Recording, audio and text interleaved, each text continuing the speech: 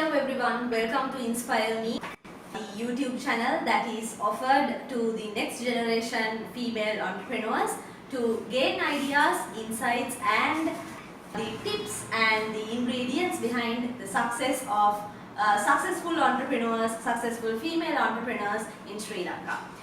Today we are in conversation with Aru De Silva, the founder CEO of Sugar Shack, the yummiest treats here in Colombo 5. You can find a range of cupcakes, cakes, brownies to many other, a range of sweets if you pay a visit to Sugar Shack. So today we are going to have a conversation with Aru to find out what she has been through in life and how she has brought Sugar Shack to where it is. Hi Aru, how are you? I'm good, thank you. How are you? Good. I'm super excited that Inspire Me is going to shed the spotlight to your story today. So without further ado, let's get started. Our first question, Aru, is how do you define yourself? Are you an entrepreneur? Were you an ambitious person by nature from your childhood who wanted to stand on your own feet and swim upstream? Is that you, or how do you define yourself? So to start with, I definitely do not identify as an entrepreneur. This is mainly because I'm actually a third generation baker. So my grandfather owned a bakery which my mother now runs. So I've always grown up with business and baking just being a norm. Okay. Right. So I didn't want to get into the industry, but I kind of went on a different path and found my way back. But I wouldn't say I'm an entrepreneur, just a very hard-working person working towards achieving her goals and dreams.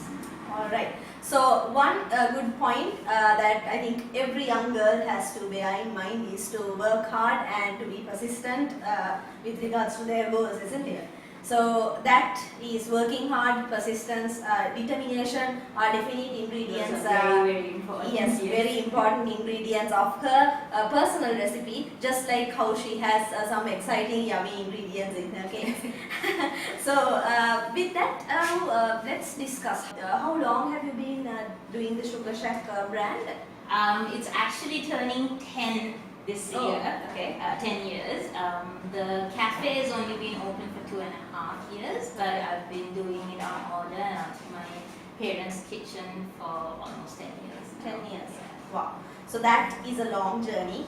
She is definitely a person who symbolizes, who defines what persistence is all about. So 10 years back, I'm sure, so that must have been somewhere in 2010, 2009. So how did you realize that you are a person who wants to stand on your own? You do not want to, become another 8 to 5 sort of a person. How did you come into this realization? Did you have any hardships in working in a corporate environment, or was there any other factor that drove you into this? So I actually, my degree is a BSc in Mathematics and Economics from the University of Warwick.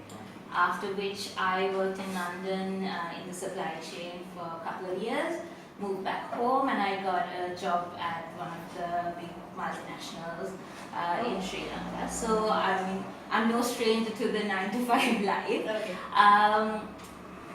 But during the time that I was working here, I did the baking as kind of a side hustle. So like every evening and most of my weekends were spent baking things on order, like figuring out new recipes, experimenting. So, and I didn't particularly like the 9 to 5 job. Like I didn't like the work, I didn't like the culture, I would say. So once I built the business to a certain level, where I felt confident I can actually manage it and manage to earn a living from it, I decided to quit my job and venture in full time. All right. Yes, so exciting beginning, and it's. I'm sure you're super excited to think, where you are today when you reflect everything. So yes, with this start, let's talk about the outset or the incept of your business or the venture. People, when we talk to people who have set up their own establishments, particularly women, they have gone through numerous challenges, obvious challenges that we face because we are women, and the financial challenges are definite. You can't, that's something that's inevitable. Yeah. You can't say no to it. No, I didn't have such challenges. It's very rare that you hear something like that. So when you when you started this journey, how did you maneuver these challenges, Aru? What was it exactly? Did you have a problem with the space? Because I have often heard young girls saying, I really love to do this, but I don't know where I should get started. Where should I find the funds, space, to all that? What were the challenges you had, and how did you maneuver? So generally, I'm not sort of like a planner or someone who thinks too far ahead. So I'm more like tackle the challenge that is in front of you and take small steps, right? So, so my first thing was I actually started it with a Christmas bake sale. Oh. I just needed extra money for the party season. Okay. So I was like, right, let me just do this. I know how to bake. I do it for fun. I do it for my friends. So let me just do this and make some money, right? So I had this bake sale, and from that I started getting orders. So once I started, like people called me and started placing orders, then I thought, okay, let me find a name, let me open a Facebook account for it, and that's how I started, right? And then word of mouth grew, and then obviously Instagram came into play, and that's kind of how I grew the business. I worked, I think, for about a year. I saved up, and that's when I bought my first industrial oven and mixer. So it was all baby steps. So if once I had enough money, I'd take the next step. So I'd buy the mixer. So I was working out of my parents' kitchen. Suddenly, I had my mixer and my big oven and everything in their garage. Then I took over the spare room. I was slowly taking over their living room. Okay. So I was kind of, as I was growing, like taking over more You space. took over the entire house. Basically, at one point my mother was like, oh my god. So it's actually only after about 7 years of doing things on order, going for different classes, different courses, learning more skills, that I actually took the plunge and decided to open my own cafe. So it was not one big plan, it was what was right for me at whatever point that I was. So Yes. So I'm pretty certain that it has been a really helpful idea that you passed on to the audience, Aru, because we have heard people who have started their establishment with just 500 rupees, 1000 rupees. So it's I personally don't think that it's about the funds that you have. I think it's about your determination and how you pull yourself together, to make the best out of what you have. And just like you quite correctly said, it's all about baby steps. So with whatever you have, you make small steps, and you accomplish something big. Even though it takes time, I'm sure it's very satisfying. that's true. So in this process, so yes, I understand you started in your parents' house, so you slowly started to grow yourself, grow your venture. So some people do it all on their own. We have seen occasions like that. But I personally think that women, we also need support. You can't. It's very tough to become a woman who has it all. I don't think there's exactly such a thing. All those social media portraits, Yeah. there are personalities like that. I hardly think that there are people who has it all. So we definitely have our own downfalls, our minuses. So in this process, from whom will you lobby support? Is it from your husband? Let's talk about them. How they help your husband, your parents, your sister. Let's talk about that also. So my background is that, like, my mother runs a bakery, right? So you'd think when I said, oh, I want to quit my job and like Yeah. venture in, they would be thrilled. Yeah. But they were like so against it.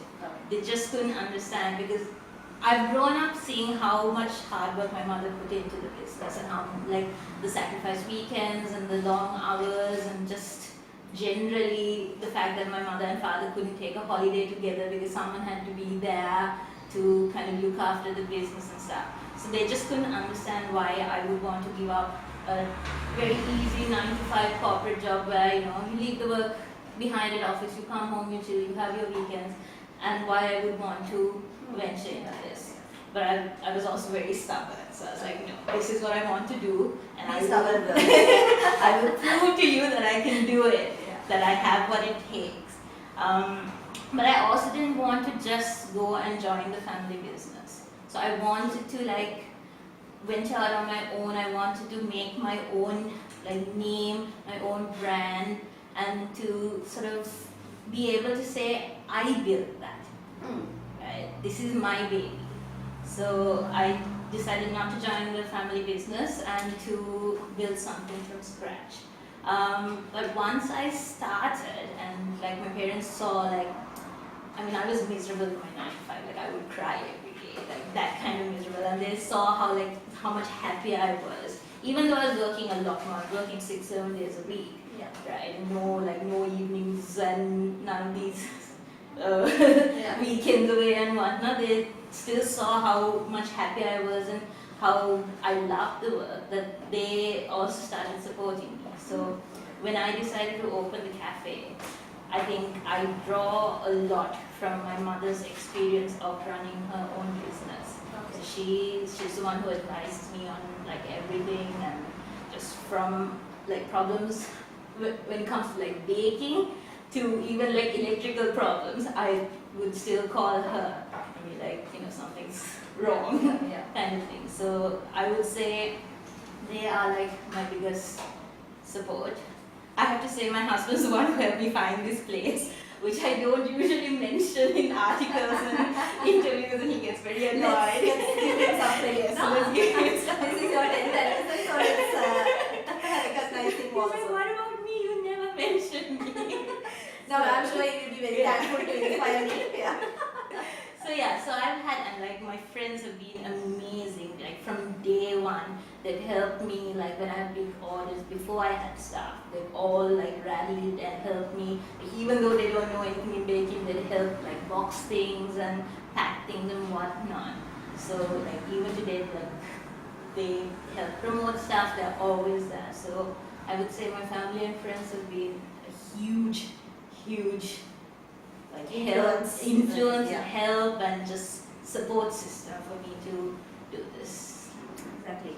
So I actually gathered a lot of points from that. One thing is, how talking about being close to your family. So this is something this is very sensitive, I would say. I have seen how young children get sort of addicted to social media, how they become very distanced from their families, from their parents, and sometimes from friends also. But I think I personally, again, there are a lot of personal thoughts of mine that I'm going to echo today. This pandemic itself has become a massive blessing where everyone got together within families. So that's something that we should consider as a true blessing. And I mean, don't get me wrong, I fight with them a lot. Like during the lockdown, it was like every other day we were all in a fight. That's a lot of stress. Yes. So what I'm trying to say is, although different technology to social media to everything has indirectly created a distance between people. If you are a person who would like to stand on your own, it does not mean that you can really stand on your own. What it means is, of course, you are going to be on your own, but after rallying a lot of support, with a lot of support, you really need someone to, be besides you, be behind you. There was this, I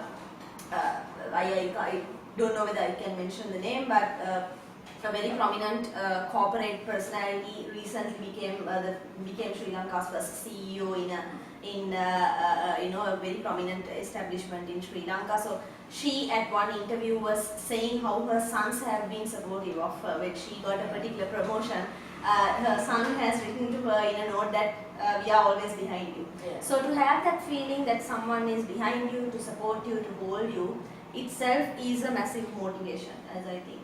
So Aru, you're also lucky that you have been having that, and our message, I think, to the next generation, I will not use the word entrepreneur because you are not in that profile. So next generation who wants to come up with their own venture, always create relationships, have relationships with your family, try to strengthen them, have good bonds, have strong bonds with your friends, relations, all of them, because ultimately you need all of these people, you And can't. at the end of the day, like, success is nothing if you don't have. Exactly, you can Somebody reach else the, than you. you can reach the Yeah. peak of the mountain. If I be the If you are- richest person in the world, Exactly, what's but the if point? you are all isolated, that but the success that you gain is not going to make sense at all. So being on your own does not mean being alone. Yeah. So why I asked that question was, sometimes people think, okay, I have come to this level with my effort. I don't need any of you guys. So we need to, I think, eliminate that sort of thinking from the young generation. So what you explained really reflects that. So thank you for that. Then, of course, we wanted to ask another important point. Letting go and gaining is something that is important when you are progressing in life. When you keep going, when you keep growing, sometimes you need to develop, you need to do certain things that you never did. There is a saying that if you want to have something that you never had, you have to do something that you never did. So I'm sure there are some qualities of yours that you had cultivated or you had adopted which you never had earlier. 10 years back, Aru did not have those qualities. And I'm sure you have let go of certain traits as well to become who you are now. What were those? Some people say that, I was a very agitating sort of a personality, but I'm not anymore. So likewise, is there anything that you developed in yourself that you would like to share with the audience, which will be important for them also, and what did you really let go of? So traits that I would say I developed, obviously, apart from baking and decorating skills, which I actually didn't have. If you ask any of my friends as kids when we used to bake, it was horrible. Lisa, let's talk about the traits, the qualities, soft side. I would say I had to learn how to multitask a lot more than I thought. I already thought that I was good at multitasking, but as I started the business, as I grew the business, what I realized is I have to answer phone calls, messages, emails, all of that, keep track of those things, handle social media. I'm a baker, at the cafe I'm a waitress, I'm washing dishes, I have to, my photography skills, so I went for classes for those, editing skills, so there's so many other skills that I never thought I would need per se, like photography you think just point and shoot and that's fine, but then once you learn a bit more about it, you're like, oh my god, there's so much more to it, like placement of product and all of that. So there were lots of skills like that. People skills, it's so different from hanging out with your friends to dealing with customers and just being orders, delivery partners. Yeah, there's so many, you have your suppliers, you have your customers, you have your delivery partners, your staff, just to be able to sort of almost deal with different people on a different level, not level, but different way or manner. So those are skills that I think I have really developed in the last few years. What I've let go of, I would say, fairly hot-headed. And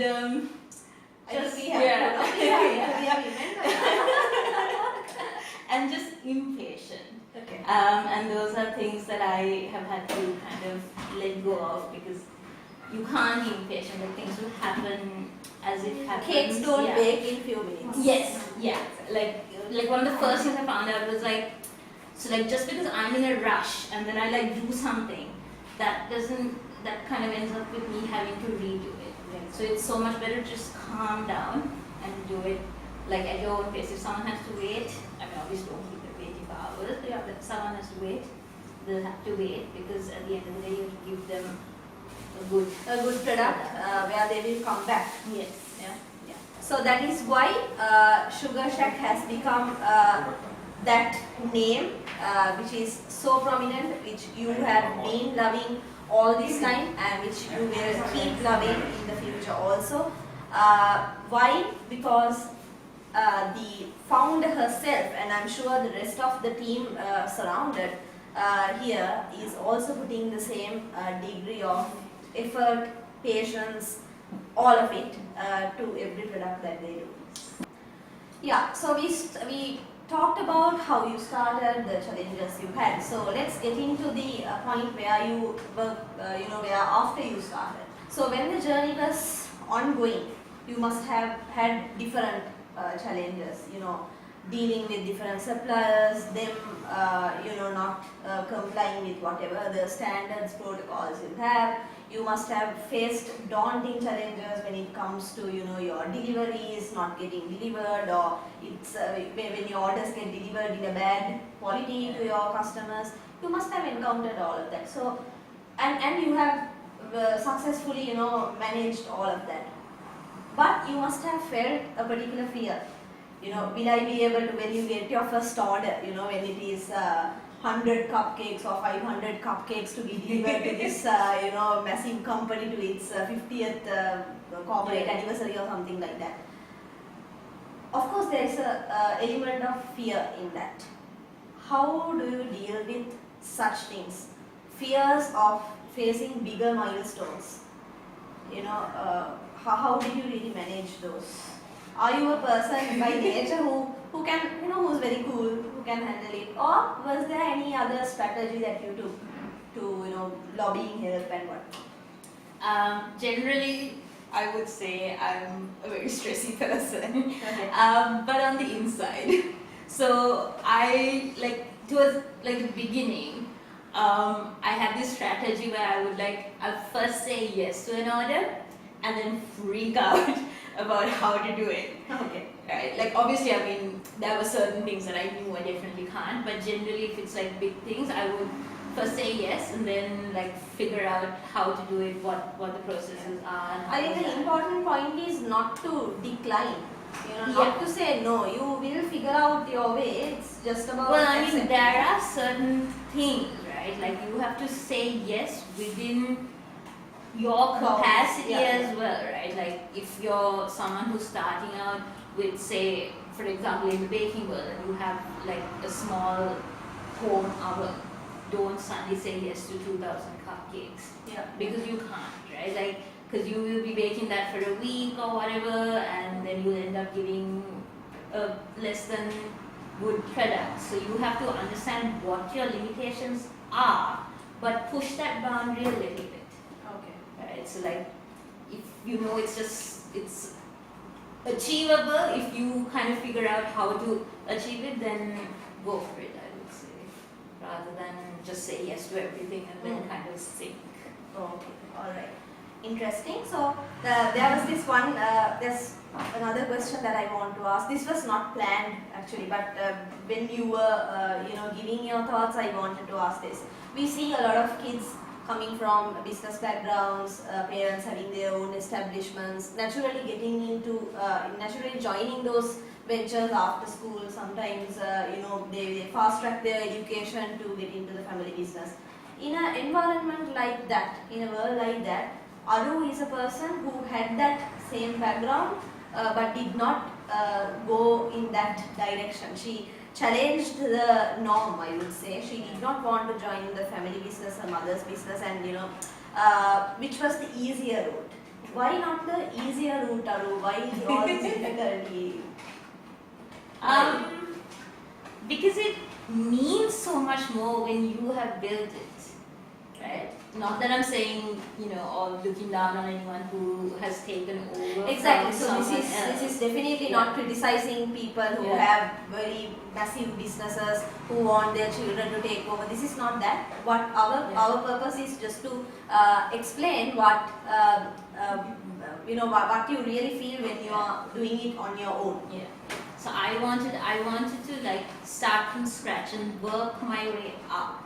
right? And just to be able to say, I built that, this is mine, this is all of my hard work that has gone into this, and like see what I have done, as opposed to, okay, someone else did the work and now I'm just sort of continuing watering the plants. I mean, like when you take my mother, for example, so she actually took over from my grandfather when he died in an accident.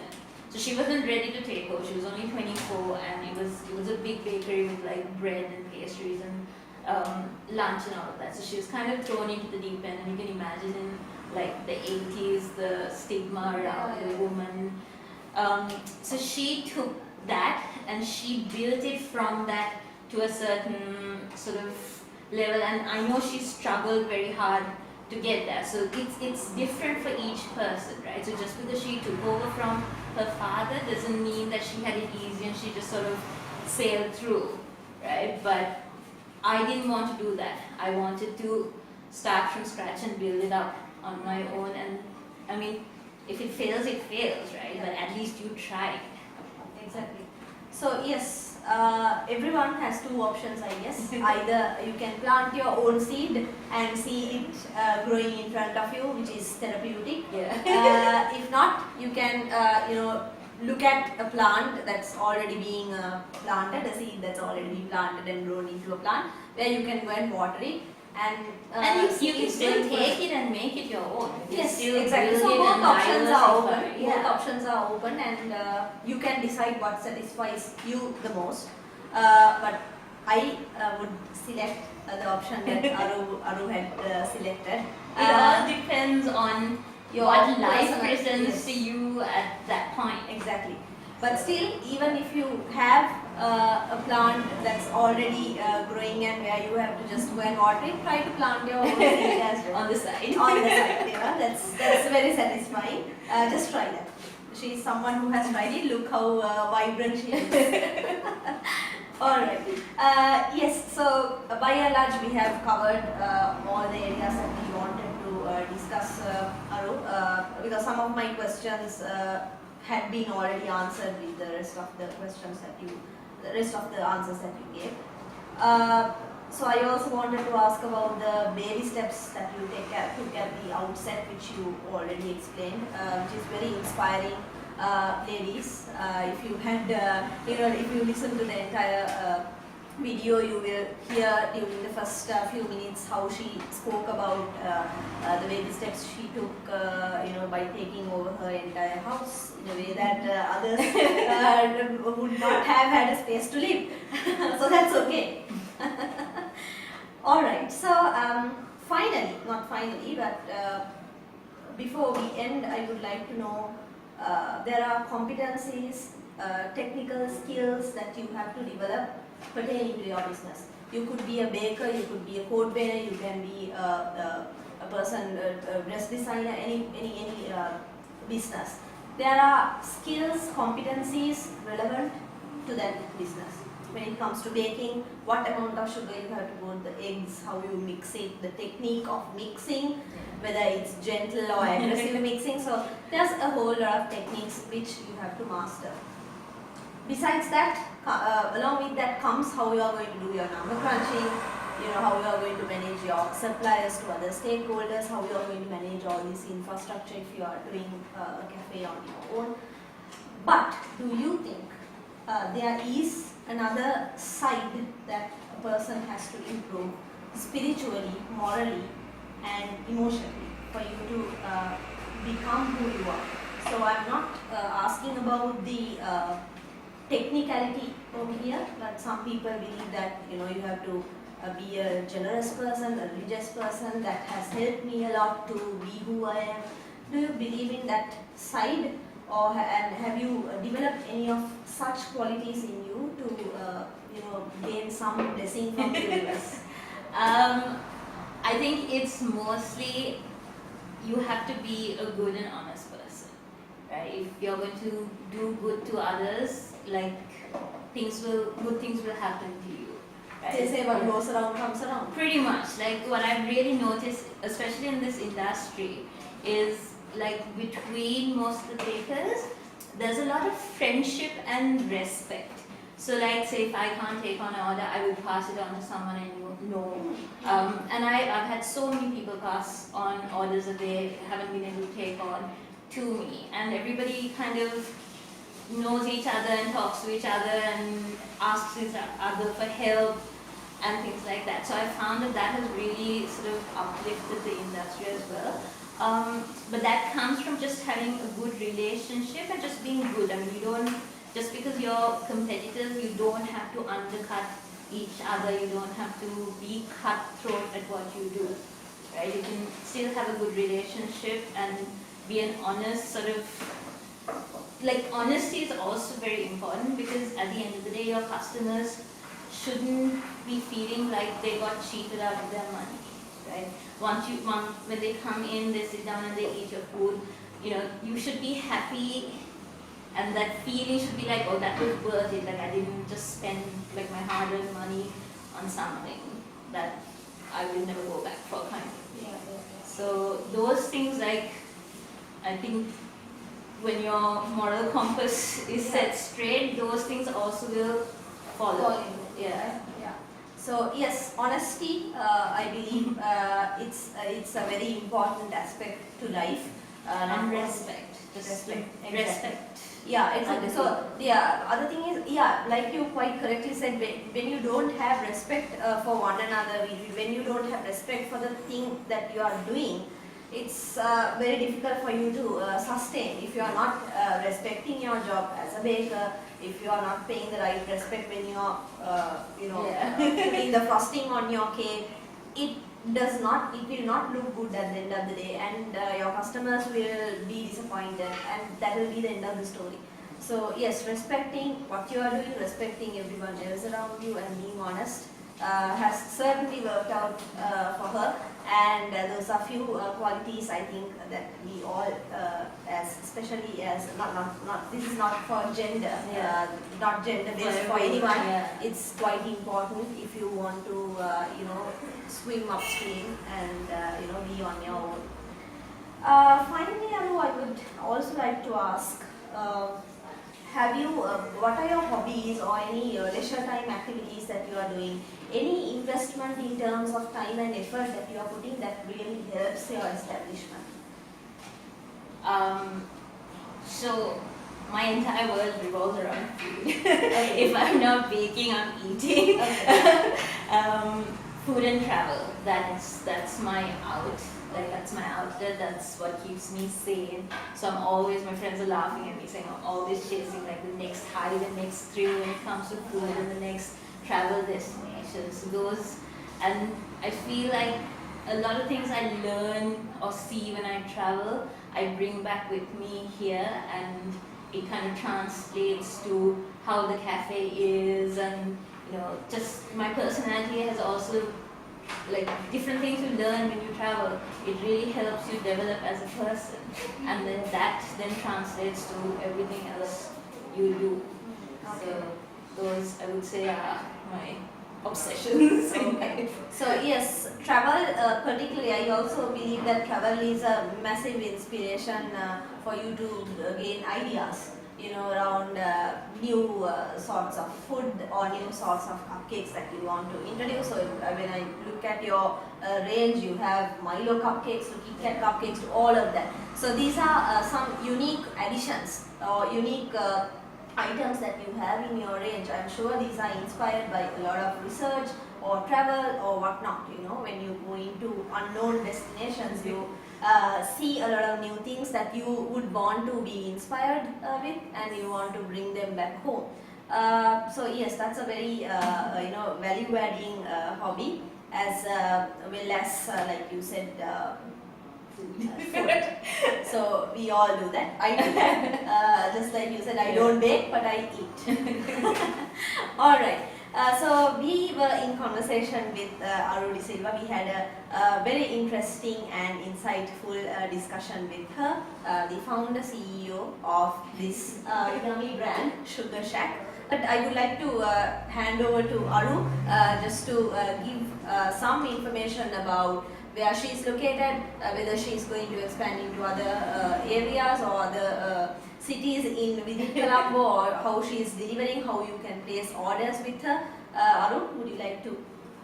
So we're currently located at number 20 De Fonseca Road, Colombo 5. This is the one and only space you can get stuff. Obviously, we deliver through Uber Eats and Pick Me Food.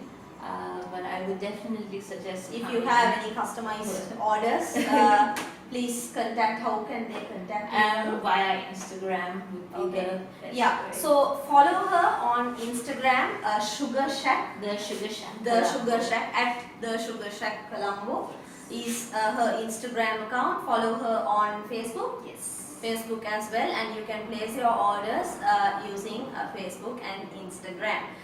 So she's located in a very convenient location. It's just a hop, step and a jump for me from where I work. So I So it's quite on. exactly. So it's very easy for me to come and have my cheap meal, and I would invite all of you also to indulge in cupcakes that she has. She also has brownies and other cakes, as well as customized cakes which she bakes specifically for your need. So thank you so much for joining with us. You were with Inspire Me with Nayanika, and follow us on Instagram, Inspire Me, and Facebook as well. Let's wind things up, and we will be connecting with you with another interesting episode with another inspiring personality very soon. Stay in touch. Thank you.